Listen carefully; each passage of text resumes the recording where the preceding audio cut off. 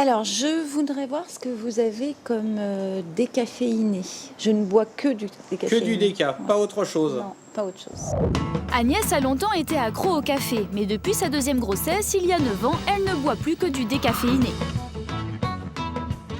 Ça me rendait ultra nerveuse et puis ça m'empêchait de dormir. Et en plus, au niveau du goût, ça me dérangeait un petit peu.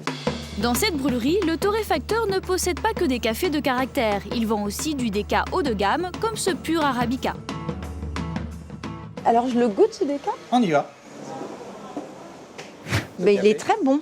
Franchement, il est très bon. C'est pas un café. Non, mais par rapport à ce que vous prenez habituellement. Par rapport à ce que je prends habituellement, ça a déjà plus le goût du café. Café ou déca, c'est l'éternel débat. Alors que 90% des Français boivent du café, seuls 8% optent pour le décaféiné, principalement des femmes et des seniors. En effet, à écouter les amateurs de petits noirs, le décaféiné a plutôt mauvaise réputation. On préfère le goût du café que le goût du déca. Il manque de saveur, je trouve. Pour moi, c'est pas du café. Il y a moins de goût, c'est un goût d'eau. J'ai jamais bu de déca. Moi, j'aime le café bien fort. Je commence très tôt le matin, je me lève à 6h et je bois que du vrai café. Pas du vrai café, pas assez de goût, les idées reçues autour du décaféiné sont nombreuses. Recommandé aux personnes cardiaques, nerveuses, souffrant de troubles du sommeil et aux femmes enceintes, que contient-il vraiment? Quels effets a-t-il sur notre organisme? Comment en trouver du bon? Mais avant tout, comment est-il fabriqué? Vous voyez comme il est beau ce café, il est bien régulier, légèrement luisant. Michael Macaulay est caféologue. Dans son usine, sur les 7500 tonnes de café torréfié chaque année, 250 donneront du décaféiné. Et ici, fabriquer du déca est tout un art. On va laver à grand eau le café. Le café va absorber l'eau et il va devenir poreux. Et c'est là où les molécules de caféine vont devenir mobiles. Et on va à ce moment-là rajouter de CO2, de dioxyde de carbone. C'est comme de l'eau pétillante, hein, tout simplement.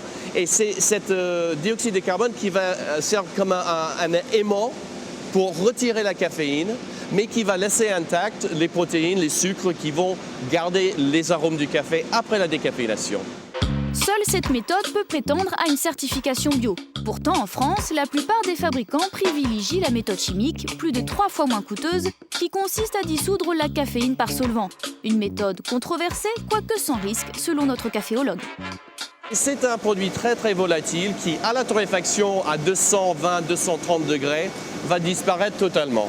Donc il y a très très peu de risques. Il faut boire 90 tasses de café pour avoir un effet néfaste de ce produit. Quelle que soit la méthode utilisée, seuls 96 à 99% de la caféine sont extraits. Ainsi, un café Robusta contient 200 mg de caféine, un Arabica 100 mg et un déca moins de 5 mg. Mais alors le déca est-il vraiment meilleur que le café pour notre santé? Le café décaféiné contient autant d'antioxydants qu'un café normal. Par contre, on va se priver des bénéfices de la caféine. Et les bénéfices de la caféine, ils sont très importants pour tout ce qui concerne le fonctionnement de notre cerveau. Autrement dit, la vigilance, la concentration, l'attention et donc la mémoire. En revanche, boire du décaféiné posséderait d'autres vertus. On a moins de risques de contracter un cancer digestif, comme le cancer du côlon ou le cancer du foie en particulier. De même, on a moins de risques de développer un diabète de type 2, qui est le diabète lié à l'inactivité physique et à la mauvaise hygiène de vie. Le décaféiné est ainsi particulièrement conseillé aux personnes sujettes à l'hypertension, à la tachycardie ainsi qu'aux femmes enceintes. Mais si le déca est bon pour notre santé, peut-il être bon au goût? Nous retrouvons Michael en pleine séance de dégustation, un rituel un peu surprenant. Alors on fait beaucoup de bruit quand on déguste le café, on aspire assez fort parce qu'on veut tapisser toute la surface de la langue pour qu'on ait toutes les sensations possibles et aussi de ramener un peu, de brumiser un peu le liquide dans l'appareil olfactif qui est le nez. Alors le déca, on va voir ce que ça révèle maintenant au niveau tasse.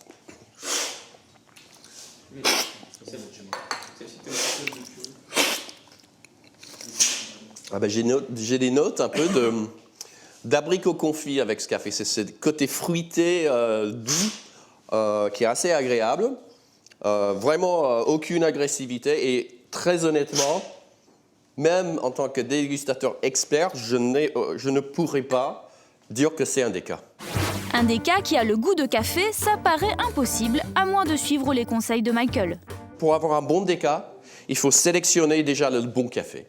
Sans bon café, c'est impossible. Je conseille toujours aux gens d'acheter le café en grains parce qu'on a cette fraîcheur de la mouture, c'est mouture à la demande.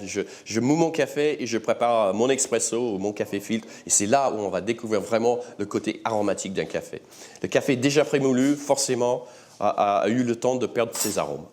En bref, pour obtenir un bon déca, sélectionnez un café de qualité ayant subi une décaféination naturelle et achetez-le en grains. Mais attention, un déca d'excellence peut atteindre les 22 € le kilo. Heureusement, on peut aussi en trouver au supermarché. Pour apprendre à le choisir, Agnès a rendez-vous avec Barbara Dufresne, représentante des décaféineurs européens. Là, nous avons un choix qui est quand même assez considérable. Tout d'abord, comme pour le café, Barbara conseille de définir ses préférences gustatives. Vous prenez un café excellent et vous voyez s'il existe une version décaféinée. Est-ce que vous aimez les cafés Arabica ou les cafés Robusta? Les cafés Arabica sont des cafés plus acidulés. Le Robusta a souvent une certaine amertume. Après le goût, la forme. Faut-il privilégier les décas en version soluble ou en version filtre? Le filtre est quand même la manière de le préparer qui vous donne une tasse excellente. Ce sera meilleur que du café soluble? Faire votre tasse avec votre grammage et votre température de l'eau, je pense qu'un café de grande qualité, un café d'origine, méritera ça. Barbara conseille donc de privilégier le déca moulu. Dernier critère, le prix. En moyenne, le déca est vendu 25% plus cher que le café, mais doit-on forcément payer le prix fort? Il faut aussi tenir compte du fait que la décaféination est un processus industriel, donc vous le payez. Vaut mieux payer plus cher et vous avez un café de qualité. Plus la décaféination est de qualité, plus le déca est bon, mais plus Agnès le paiera cher. Alors si vous aussi vous souhaitez abandonner le café au profit du déca, n'hésitez pas à corser la note.